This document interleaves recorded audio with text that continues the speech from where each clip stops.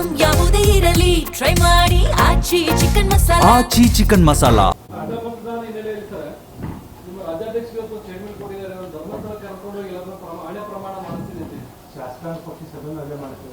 ರಾಜ್ಯಾಧ್ಯಕ್ಷರು 19ನೇ ತಾರೀಕು ಫೋನ್ ಮಾಡಿ ಒಂದು ಸತ್ಯ ಶೋಧನಾ ಸಮಿತಿ ಮಾಡಿ ಇದರ ಎಲ್ಲ ಪರಿಶೀಲನೆ ಮಾಡಿ ರಿಪೋರ್ಟ್ ಕೊಡಲಿಕ್ಕೆ ರಾಷ್ಟ್ರೀಯ ಅಧ್ಯಕ್ಷರು ಹೇಳಿದ್ದಾರೆ. ಪಕ್ಷ ಸೀರಿಯಸ್ ಆಗಿ ತಗೊಂಡಿದೆ. ನೀವು ಈ ತಂಡದಲ್ಲಿರಬೇಕು ಅಂತ ಹೇಳಿದರು. ನಾನು ಮತ್ತು ಮಹೇಶ್ ತೆಂಗಿನಕಾಯಿಯವರು, ಎನ್ ಮಹೇಶ್ ಅವರು 3 ಜನರು ತಕ್ಷಣ ವರ್ಚುವಲಿ ಸಭೆ ಸೇರಿ ವ್ಯಕ್ತಿಗತ ಮಾತುಕತೆಗಳನ್ನು ಪ್ರಾರಂಭಿಸಿದ್ವಿ. ಪ್ರಾಥಮಿಕ ಮಾಹಿತಿಗಳನ್ನು ಕಲೆ ಹಾಕಿದ್ದೀವಿ. ನಾವೊಂದು ಇಂಟ್ರಿಮ್ ರಿಪೋರ್ಟನ್ನು, ಮಧ್ಯಂತರ ವರದಿಯನ್ನು ರಾಜ್ಯದ ಅಧ್ಯಕ್ಷರಿಗೆ, ವಿಪಕ್ಷದ ನಾಯಕರಿಗೆ ಮತ್ತು ನಮ್ಮ ಭಾರತೀಯ ಜನತಾ ಪಾರ್ಟಿಯ ರಾಷ್ಟ್ರೀಯ ಪ್ರಭಾರಿಗಳಿಗೆ ಮತ್ತು ರಾಷ್ಟ್ರೀಯ ಅಧ್ಯಕ್ಷರಿಗೆ, ರಾಷ್ಟ್ರೀಯ ಸಂಘಟನಾ ಕಾರ್ಯದರ್ಶಿಗಳಿಗೆ ಒಂದು ಮಧ್ಯಂತರ ವರದಿಯನ್ನು ಕೊಡ್ತೇವೆ.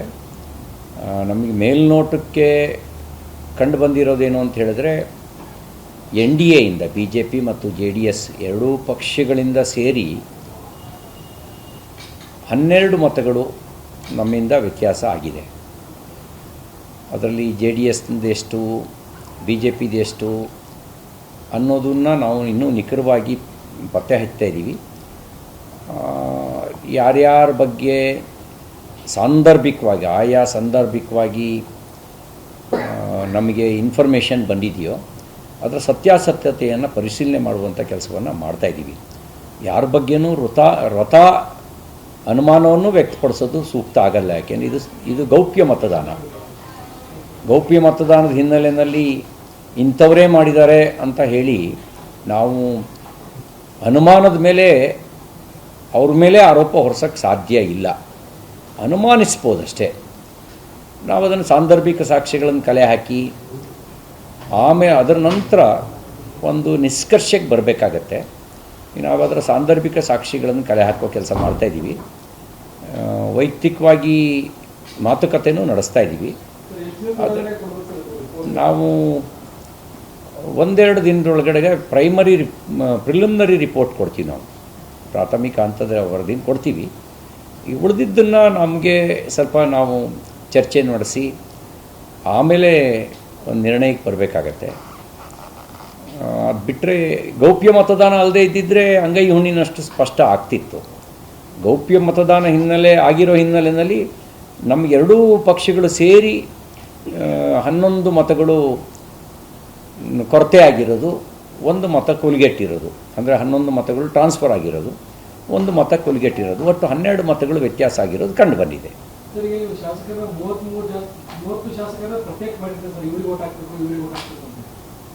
ಹೌದೌದು, 30 BJP ಇಬ್ಬರು ಅಭ್ಯರ್ಥಿಗಳಿಗೆ, ಅಂದರೆ ಲಿಂಗರಾಜ್ ಪಾಟೀಲ್ರಿಗೆ ಮತ್ತು ರಘು ಕೌಟಿಲ್ಯ ಅವರಿಗೆ ತಲಾ 30 ಮತಗಳನ್ನು, ಹಾಗೆಯೇ ಉಳಿದ 2ನೇ ಪ್ರಾಶಸ್ತ್ಯದ ಮತಗಳನ್ನು ಗೋವಿಂದರಾಜು ಅವರಿಗೆ, JDSನ ಗೋವಿಂದರಾಜು ಅವರಿಗೆ 60 ಜನ, ಹಾಗೆಯೇ ಪ್ರಥಮ ಪ್ರಾಶಸ್ತ್ಯದ 3 ಮತಗಳನ್ನು JDSಗೆ ನಮ್ಮ ಕಡೆಯಿಂದ ಕೊಡಬೇಕಾಗಿತ್ತು. JDSದು 18 ಮತಗಳಿತ್ತು, ನಮ್ಮದು 3 21.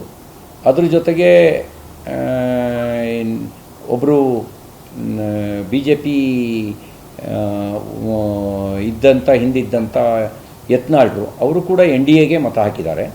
ಅದು ಸೇರಿದ್ರೆ 22 ಪ್ರಥಮ ಪ್ರಾಶಸ್ತ್ಯದ ಮತಗಳು JDSಗೆ ಬರಬೇಕಾಗಿತ್ತು. ಅವರಿಗೆ ಬಂದಿರೋದು ಪ್ರಥಮ ಪ್ರಾಶಸ್ತ್ಯದ ಮತಗಳು 14. ಅಲ್ಲಿಗೆ 8 ಮತಗಳು ಅವರಿಗೆ ಕೊರತೆ ಆಗಿದ್ದಾವೆ. ಇನ್ನು ಲಿಂಗರಾಜ್ ಪಾಟೀಲ್ರಿಗೆ 3 ಮತಗಳು ಕೊರತೆ ಆಗಿದ್ದಾವೆ, ಕ್ರಾಸ್ ವೋಟಿಂಗ್ ಆಗಿದೆ. ರಘು ಕೌಟಿಲ್ಯರವರಿಗೆ 30 ಮತಗಳನ್ನು ಅಲಾಟ್ ಮಾಡಿದರೆ 29 ಮತಗಳು ಮಾತ್ರ ಬಿದ್ದಿದೆ, 1 ಮತ ಕುಲಿಗೆಟ್ಟಿದೆ.